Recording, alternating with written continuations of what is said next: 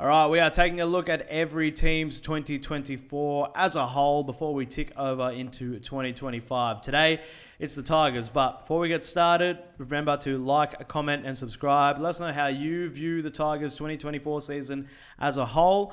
Let's crack it. This season review is brought to you by Skills Beast, the best teaching apparatus to learn how to kick effectively with the correct technique every time. No matter what your age or skill level, Skills Beast will transform your kick. Head to skillsbeast.com to instantly kick better. And to break this down for me, I'm joined by Darren Parkin, AFL commentator and analyst. Darren, looking at the numbers, not good. Not good, yeah. The Tigers, I mean, we'll touch on it later, but the best part of their season came in the middle of November with the draft and obviously what it means for the future. But look, there was no ambiguity around what they were doing. They lost some senior players at the end of last year. It was always going to be a baptism of fire for Adam Uze coming into a group that had been so good. I mean, we often refer to it as the end of an era, but the thing for Tigers fans to note is for it to be the end of an era, he had to have had one in the first place, which they did. And look, if you look at this off-season, they've lost 7 premiership players. I can't think of too many instances where 7 premiership players leave a club at the same time.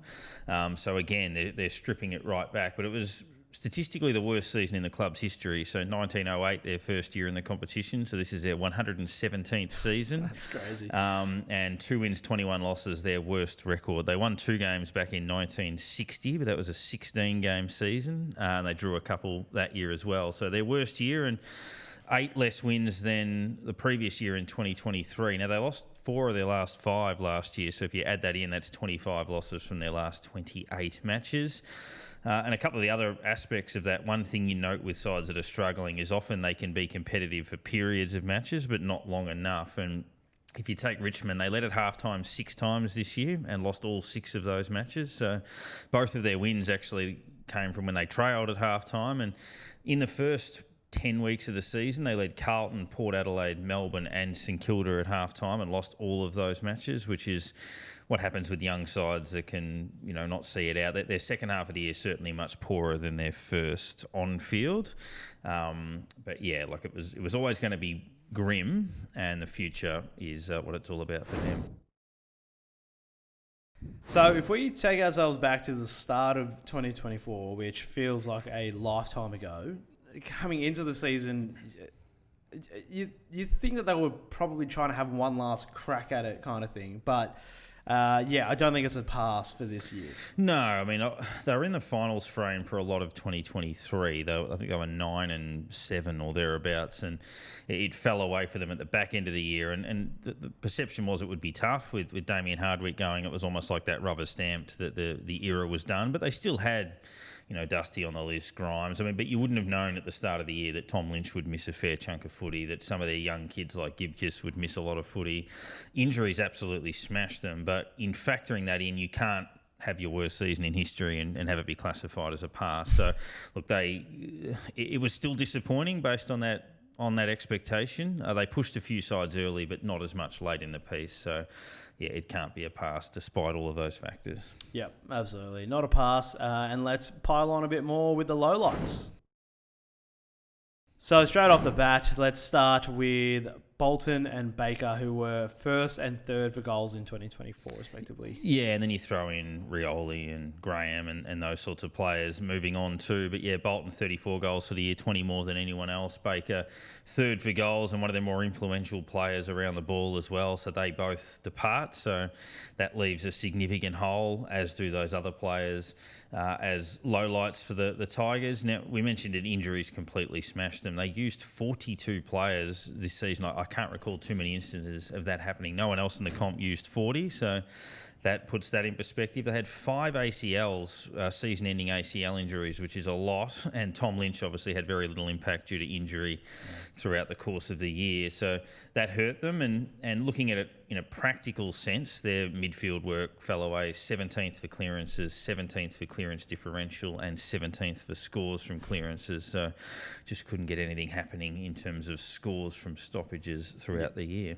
Absolutely. Yeah, tough one, but let's take a look now at some highlights. So obviously the big highlights, not that there were a huge amount of highlights for them this year, but when you have so many lowlights, due to injuries, one of the things that happens is that you uncover your younger talent or your new talent, which they did. We'll get into their draft haul a little bit later, but guys coming in like Lafau, who was really interesting before that, injury. Yeah, 14 goals in 10 games. Auckland born, 26 years of age. Actually won a development league flag 7 years ago in 2017. So he's been around the system for a while, but we're seeing this more and more. These mature age recruits having an influence. And of all the kids the Tigers had to use, the 42 players across their list, he was one who showed probably more than most, so that's a positive. And there were others that we saw bits of, and there's going to be a stack more coming in, and we'll talk about that a bit later. But they're in a position now where they've got an extremely young squad and almost no expectations, so they get a chance to sort of throw caution to the wind and see what happens. In terms of what Adam Uze is trying to do, because obviously it's a new coach and a new system, there were some questions throughout the course of the year as to what that looks like. But in the last 6 rounds, as much as they didn't win any of those games, points from turnovers increased a lot, nearly 50 a game. Forward half intercepts just over 23 a game. And then points from those forward half intercepts, 28.7, also improved. They were top 6 in those 3 stats in the last 6 weeks. So if you're looking for a blueprint about what they might be trying to do, some of that sort of forward half pressure and scoring from it was encouraging. All right, this next segment is brought to us thanks to Skills Beast, who have been helping AFL players of all skill levels transform their kicks. So, who transformed their game for the Tigers in 2024? Darren, we have named Hugo Ralphsmith. Yeah, another sort of diamond in the rough. He's been on the list for a little while and has played largely out of defence, moved up the ground a little bit more, a career high 18 games. He missed the first 4 of the season, I think, and then pretty much played the rest of the way through. So he moved up the ground, used his leg speed a little bit, and I think he's another guy that they can develop around. I mean, they didn't see much of Gibcus. He's a guy that I think they can build around, and then you chuck in their new crop. I think Hugo was one encouraging story out of a tricky year. All right, if there's one thing we know at Zero Hanger, it's headlines. And for the Tigers this year, as always, the headlines are all about Dusty, Willie or won't he? Yeah, and in the end he didn't. So the speculation, it was probably always going to be his last year at Richmond, but it was kind of the ghost of Dimmer hanging over their heads as to whether he would go to the Gold Coast and, extend his career there. I mean, obviously Dimmer retired from the Tigers and then signed at the Gold Coast, and they thought maybe Dusty would do the same thing. But, it looked like, for a player who had been the dominant force in Richmond's dominant era, that that appetite for the contest might have been waning in him, with the club struggling and his body getting a little bit older and a bit more banged up, but maybe reuniting with Dimmer at a side on the rise might have been motivation for him. So it was constantly discussed that, we think he's going to retire, but watch him come out. He's had meetings with such and such. In the end, it didn't happen. And I think that's good. I mean, it doesn't matter too much. A lot of people talk about guys that play 1 year at another club.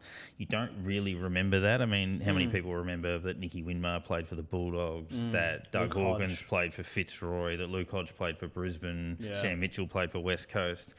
You still get remembered where you built your legacy. So it wouldn't have mattered if Dusty went to the Gold Coast, but it's still nice that he's a one-club champion at Richmond. Yeah, absolutely. To be fair, though, I still would have loved to see him go there in the new logo and the new colours and everything. I reckon that would have been sick. So, all right, let's go to the ins and outs.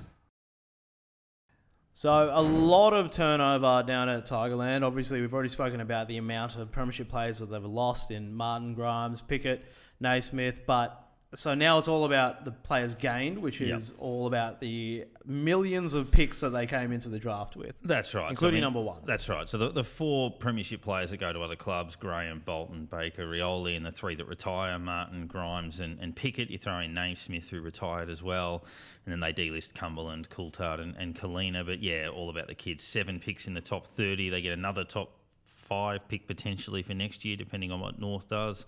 But Sam Layla, Taj Hott and Josh Smiley Harry Armstrong, I think, was a really good get for them in the mid-20s in that draft. So, yeah, they all look really exciting. Sam Layla and Josh Smiley all step into that midfield straight away. So, yeah, it's exciting for the Tigers to watch. I mean, you don't expect every single one of them to hit, but most of them will. And I expect that it'll be a pretty exciting ride for the Tigers. I think that's the crazy thing, and we did speak about this in our full draft wrap-up video, but even if only 3 of those work out, it's right. Still a good draft haul. So it's looking very good for the Tigers in terms of young talent. So now let's move over to 2025 and the pass mark.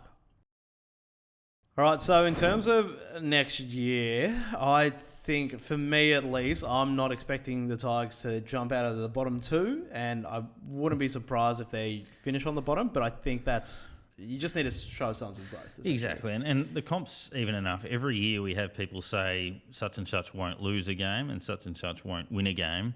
Doesn't happen. They'll beat a couple of sides along the way. Yeah.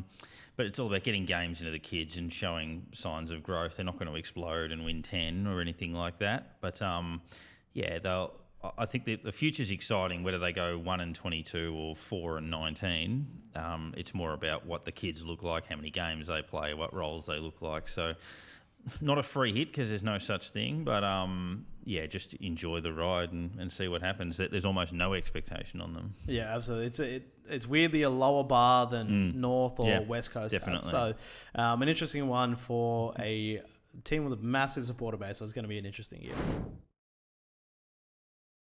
Well, that wraps it up for 2024 for the Tigers. Right before we started filming this, I was speaking to Zero Hanger chief editor Mitch Keating, and I said, how do you sum up the Tigers' years? And all he said was injuries bad, draft good. Spot I think on. that sums it up. And we could have done the whole thing with that. Yeah, absolutely. All right, so thank you, Darren, for all your hard work. Please like, comment, subscribe. We're going to be doing wrap-ups for every team, starting from the bottom of the ladder up. If you haven't already, we have the West Coast one up, we have the North Melbourne one up, and then we have the rest of the competition to come before December. So again, like, comment, subscribe, and catch all your latest AFL news at zerohanger.com. This season review was brought to you by Skills Beast. Instantly kick better. Head to skillsbeast.com for more info.